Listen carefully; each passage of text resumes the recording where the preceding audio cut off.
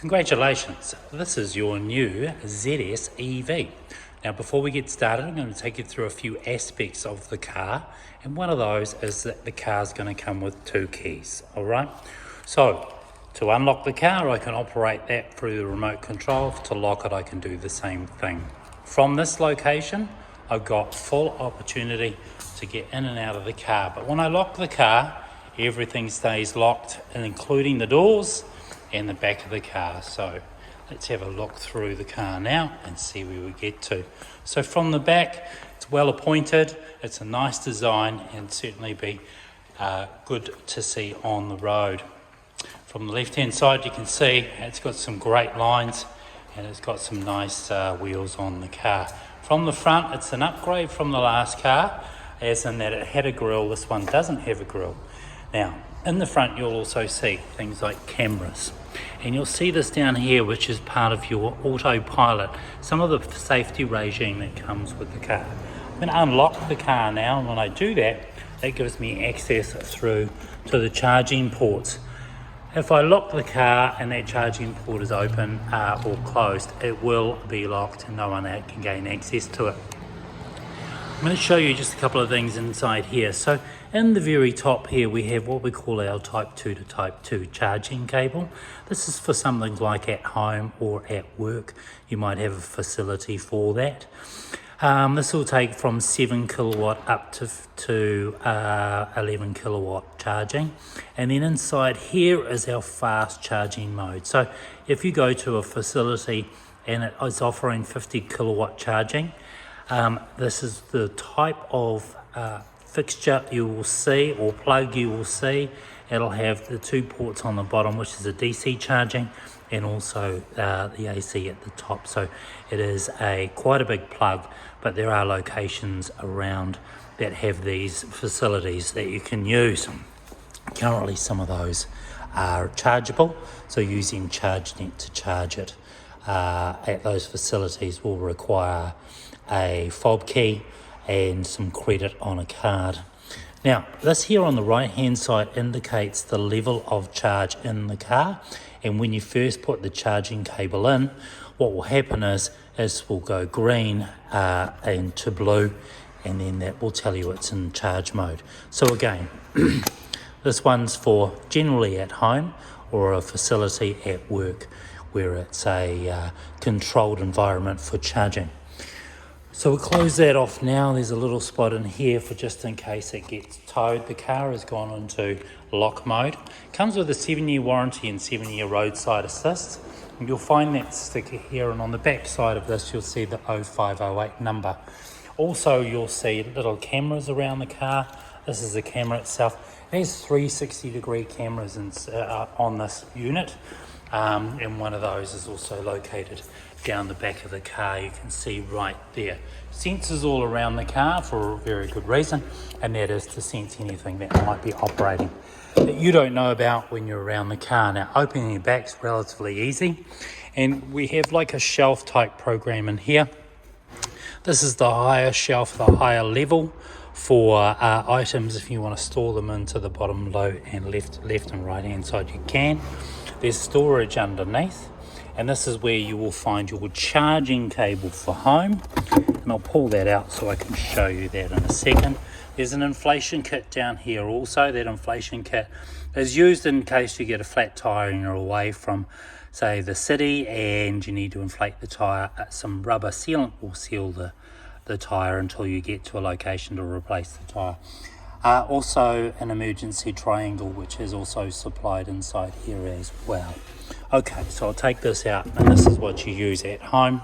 So it's got a 3-pin on this end, and then on the other end it's got your type 2 to type 2 plug. I'll show you how that works in a second.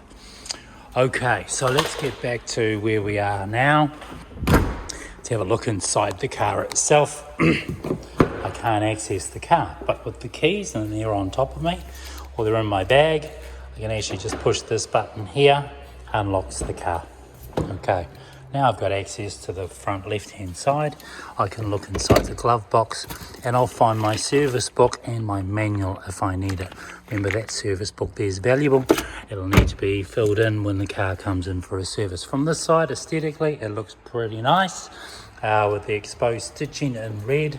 And then of course into the back seats, you can see there's generous amount of room in here, and if I want to pull the rear seats down, there's a little tag back here. I pull that up and then I just pull the seats forward.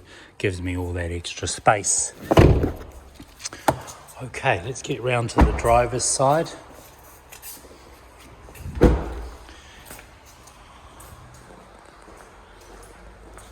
And once we get into the driver's side again, if I push this button here, I can lock the car or I can unlock the car. Whilst I'm in here, I can turn onto the right hand side. I can see my locks, locking and unlocking. I can also see my windows up and down. Just down here on the lower right hand side are my mirror controls and my headlight controls. Now you'll see there's plenty of room in here. It's very reminiscent of a European styling of a car. Here in, although it's a Chinese company, there was some intuition and help from some European branded cars which are well known in New Zealand for the styling. So I'm in the car. Now the car won't operate too well if I've got any doors open. So I've turned the key, I've pushed the button here and I've started the car. You can see, well, I've turned things on anyway. You can see the little orange button there, and if I push it again, it goes into a green light, and all of a sudden it's going to ask me whether or not I'm interested in starting the car. For me to start the car, I actually need to put my foot on the brake, and it'll go into ready systems mode, and all of a sudden the steering wheel is really easy to maneuver because power is now operating that steering wheel. Now a couple of things I see immediately straight away, things like on the right hand side my power consumption, and on my left hand side my kilometres and speed. I've got a vehicle in the middle there. I've also got a lane assist monitoring up there, and it also shows me at the top left hand side I'm in the driver's seat but I've not got my seat belt on. Down the lower part of the car, you'll see down here, you'll also see 94% and a 3 in a circle.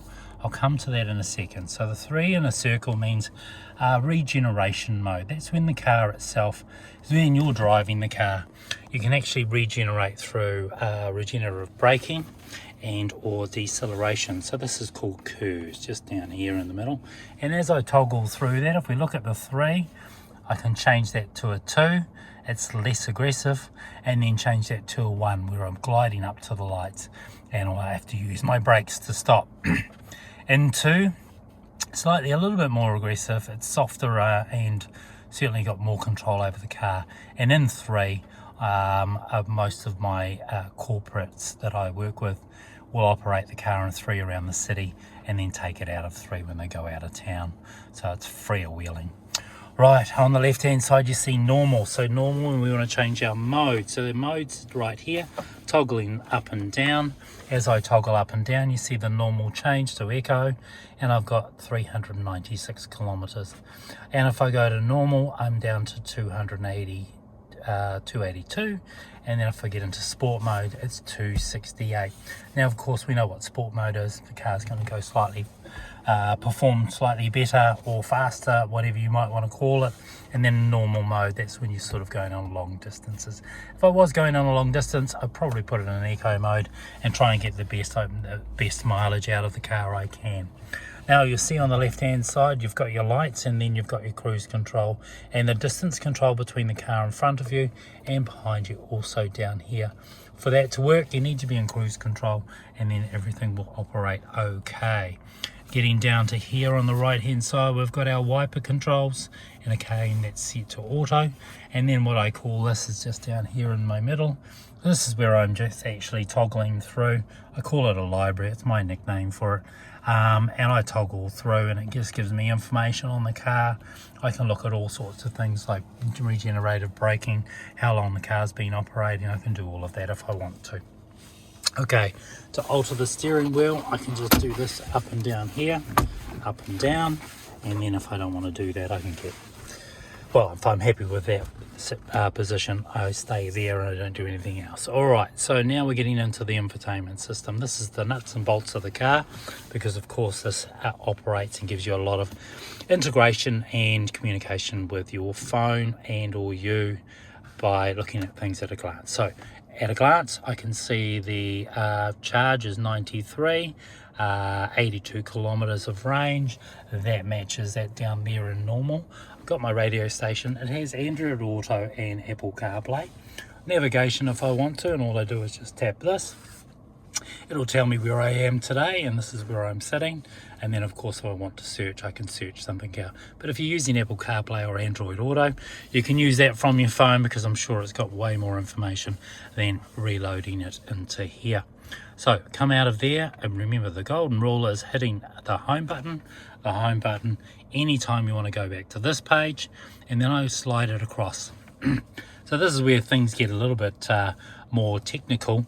If I go into, say, Bluetooth, this is where I set up my phone. I hit Bluetooth and it starts searching. I can also load my contacts into there, and then I can also do some other things as well. Make phone calls, for instance, but let's go out of there all of a sudden and let's go back to the home button. Vehicle itself, vehicle setup, there's a number of different features in here, and you can either like or dislike them. One of them is the MG Pilot.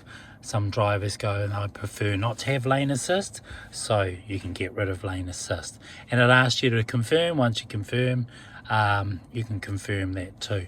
So all the way through there, you've got traffic jam assist, you've got front collision, you've got pedestrian emergency braking. I did recommend that you should probably have that on at all time. It's generally because of things like electric bicycles and stuff that seem to be moving around faster than the average walker on a pedestrian, so look out for that. Data on the car, convenience on the car, again, all of that is inside there.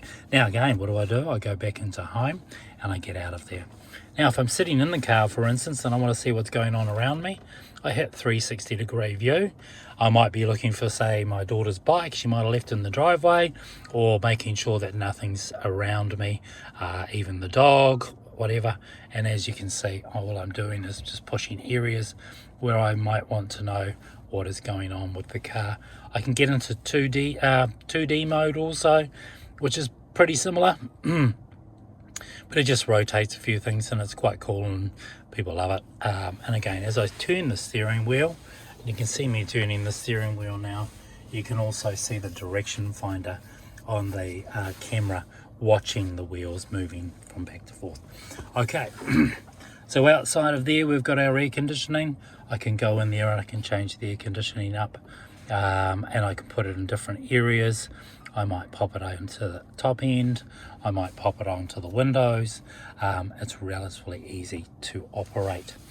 You've got your demister on the front and the rear here, volume control down here also, and then of course your temperature control for what we're seeing here is air conditioning. One other setting that you might want to set up if you're interested is not only your sound system here. You can go into here and you can change that around.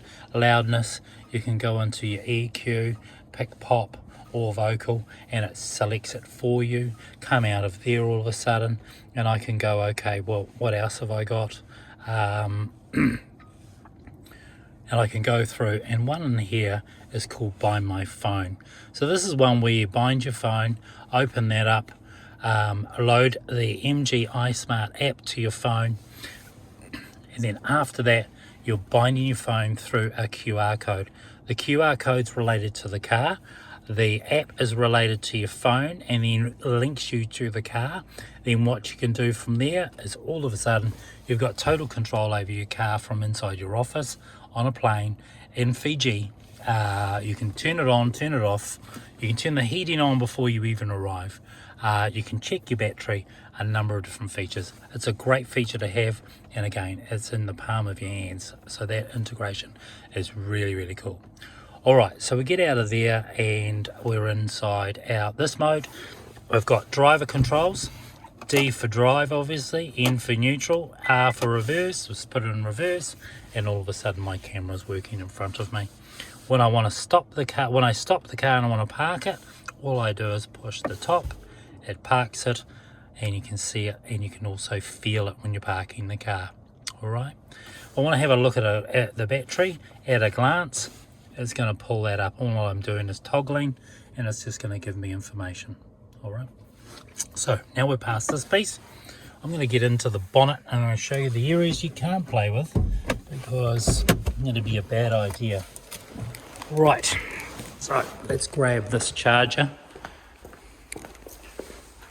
Let's hit the front of the car. And two things you're going to see when I open up the bonnet here is going to be these bright orange cables. They're high voltage cables, okay? Do not touch those. There's nothing in here that you should be playing with at all. It all comes in for a service. When it comes in for a service, we've got high voltage technicians that touch all this. The only thing you can play with in here is filling up your water for your windows, for your wipers. All right. This is a small battery here. This runs some of the other technology in the car, such as your radio and your wipers. That's recharging whilst you're driving the car, and it's also charging from the other battery. Should never go flat. If it ever does go flat, it's because something has happened, and it's generally got something to do with the driver. They may have not locked the doors when they've left the car, and if they haven't locked the doors when they've left the car, the radio and the lights will all stay on until that battery's flat. Okay, so let's not do that. Right, let's get back into here first. I'm going to show you the type 2 to type 2 charging plug and how that works, because of course what we want to do is show you what comes up on this screen. So there you go, it's telling us it's all blue and it's good to charge, and as soon as you start charging, it'll come up on there and start going green. Beyond that, the car itself will start showing an indication up on the screen there of a charge, but when it's plugged into a wall, it'll actually tell you how long it's got before it is fully charged. All right, that's it from me. My name's Darren, I'm your fleet manager. All the best. It's a great car. I look forward to seeing you. 7-year warranty, 7-year roadside assist. Thank you very much for buying MG from us here at Tristram.